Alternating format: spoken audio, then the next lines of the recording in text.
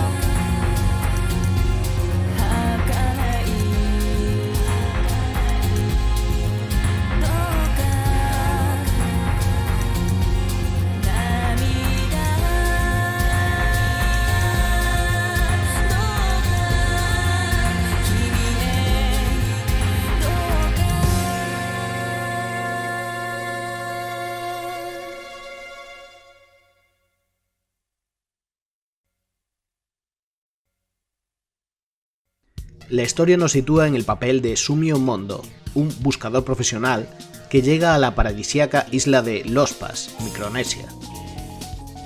Allí se hospeda en el hotel Flower, Sun and Rain, donde su dueño, Edo McAllister, le ha contratado para un trabajo muy importante: encontrar a tiempo una bomba en un avión antes de que estalle. Aquí tenemos la primera contradicción.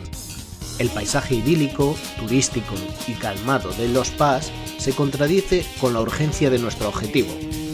Es muy importante que detengamos esa bomba, pero eso no nos lo dicen desde el principio. De hecho, es mejor tomar un café primero y contemplar nuestras opciones. Si eso, más tarde podemos bajar al lobby y hablar con Edo para que nos recuerde nuestro objetivo. En el camino al aeropuerto nos vamos a ir encontrando toda una serie de obstáculos. Mondo sale cada mañana de su habitación para encontrarse con un nuevo personaje que tiene una petición para él y que actúa como barrera. hasta que Mondo no resuelva el problema de gran parte de los personajes que pueblan el hotel, la isla no se abrirá. Mientras tanto, en el cielo, un avión despega y explota una y otra vez, devolviendo a Mondo a su dormitorio para despertar, esta vez con la posibilidad de dar unos cuantos pasos más, cada día más cerca del aeropuerto. Este bucle temporal no está exento del particular humor de su famoso desarrollador, Suda51, secuela lejana de The Silver Case y parte de la saga Kill the Past, una especie de universo compartido que conecta todos sus juegos. La historia de Mondo es la historia de un personaje constantemente obligado a realizar tareas inocuas y secundarias, distraído de su principal y más importante objetivo, para acabar entrecruzado con la vida de los personajes excéntricos que, en ocasiones, no dudan en romper la cuarta pared y dejar claro lo que es esto, una mofa al concepto mismo de cómo entendemos las misiones en los videojuegos. La forma de resolver todos los entuertos en los que forzosamente nos vemos metidos es mediante Catherine, un ordenador en maletín que podemos conectar a literalmente todo y resolver puzzles numéricos. Y digo puzzles porque la sencillez de algunos de estos códigos que debemos desbloquear apenas constituyen un desafío. Desde el comienzo disponemos de una larga guía de actividades y noticias de la isla de los Paz, que nos da toda la información necesaria para resolver estos problemas. ¿Que se han roto los piñones de una bicicleta? Basta con leer la página adecuada para descubrir que hay una relación de división entre el número de dientes del piñón grande y los del piñón pequeño. Hacemos esta simple división, introducimos el número y listo. Todos estos códigos piden más estar atento a los diálogos y el contexto, con las pistas que dejan y al recordar qué página de la guía tenía la información que necesitamos. No suponen un gran problema. El enemigo de este juego no son las operaciones matemáticas ni los habitantes de los Paz interrumpiendo a cada momento, ni siquiera el tiempo para desconectar la bomba. El enemigo es nuestra propia impaciencia, que no es capaz de disfrutar de las adaptaciones de música clásica que acompañan al juego o los diseños ambientales inspirados por el arte de Hiroshi Nagai. No hay nada casual en que una de las primeras referencias escritas que encontremos sea la obra de Paul Gauguin. Este es un juego para contemplar por sus coloridos personajes y entornos. El juego se dedica a poner todo de su parte para incrementar nuestras frustraciones, hasta puntos insospechados. No se puede usar vehículos en la isla, a pesar de que llegamos al hotel en uno, lo que nos obliga a caminar constantemente por espacios largos y vacíos una vez consigamos salir del hotel. Esas caminatas van acompañadas de un podómetro que, dependiendo del número de pasos que demos, desbloquean pequeñas recompensas, incitándonos a movernos más y tomar rutas más largas. En un momento dado, un personaje nos provoca hablando de que no debemos de ser muy listos si solucionamos todos los problemas con una guía. Y más tarde descubrimos que un personaje nos ha estado literalmente poniendo la zancadilla durante toda nuestra estancia en la isla. Encerrados en un día de la marmota donde, sin embargo, los demás habitantes parecen recordar anteriores interacciones con ellos, no hay mejor metáfora del estado de perpetua inmovilidad de los videojuegos. Nuestro principal progreso está en las relaciones que establecemos, manteniendo el tono agresivo y grosero propio de los personajes de Suda51, donde abunda un tono hostil hacia el jugador. La excentricidad que acompaña a estos personajes tiene un claro vínculo con Twin Peaks, pero si nos remontamos a un videojuego más actual, como Paradise Killer, otra historia de buscar pistas en una isla turística llena de gente extraña, entonces resulta más accesible. Es más, con ese avión estallando, repetición temporal, magnetismo y algunos otros detalles que descubre sobre los secretos de la isla, resulta muy próxima a la serie Lost, o mejor dicho, a su precedente, El Prisionero.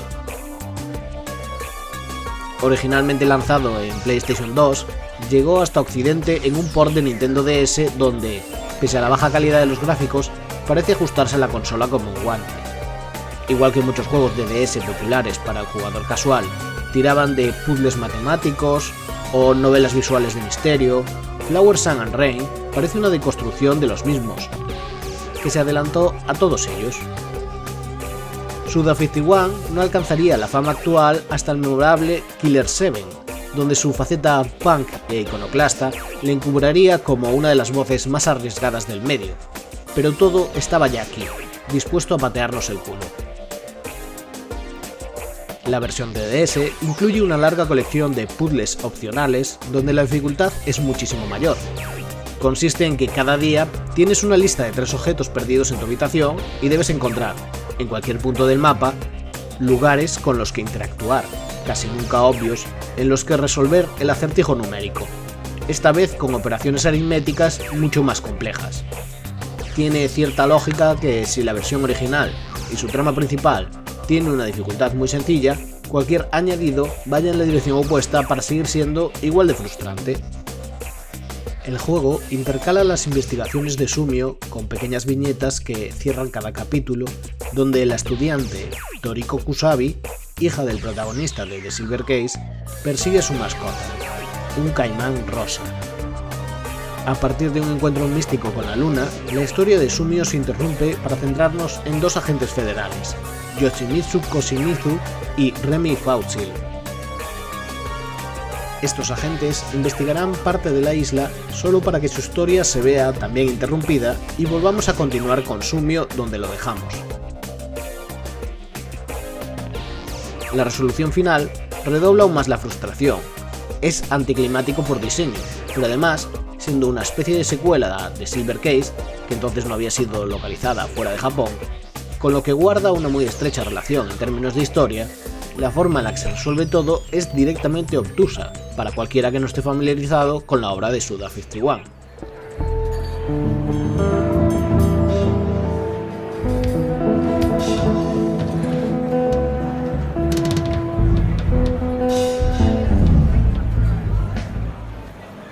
En la resolución, Sumio Mondo es revelado como uno de los 11 niños, un grupo nacido en 1979 en la vecina isla de Eleki y trasladados a Los Pas, donde copias de sus cuerpos descansan en un laboratorio secreto. Sumio Mondo es, además, Sumio Kodai, el coprotagonista sordo de The Silver Case, lo cual explica la decisión de diseño de sonido del juego, donde las voces resultan algo irritantes.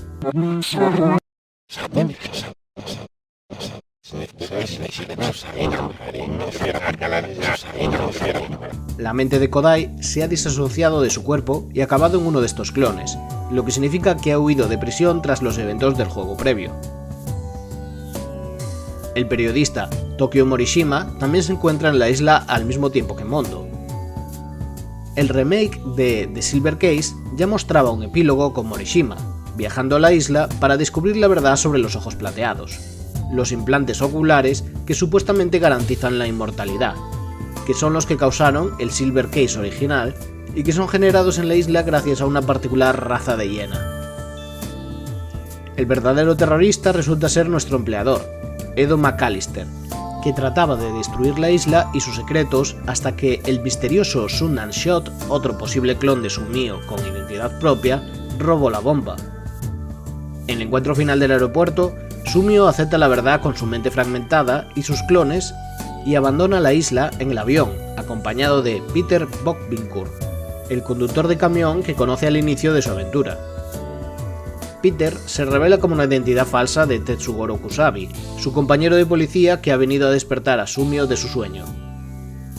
Parte de este embrollo tendrá cierta resolución con los eventos de The 25 Ward, secuela directa de The Silver Case. La identidad de ciertos personajes, su papel y la función que hemos cumplido queda ofuscada, se nos niega una solución al misterio. O quizás no.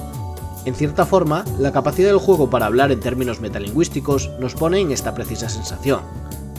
Somos lanzados al mundo de la isla, descrito como un paraíso fuera de este mundo, un entorno con el que no podemos interactuar si no es con un dispositivo electrónico e introduciendo códigos que obtenemos de una guía.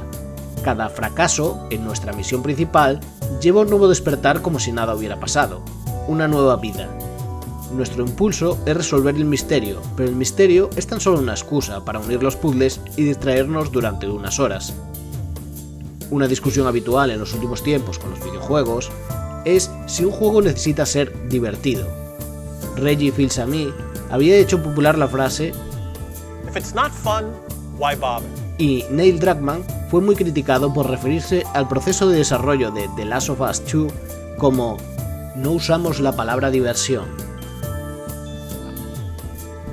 Jordi De Paco, del equipo de The Constructing, pone este debate de una manera mucho más elocuente en una entrevista.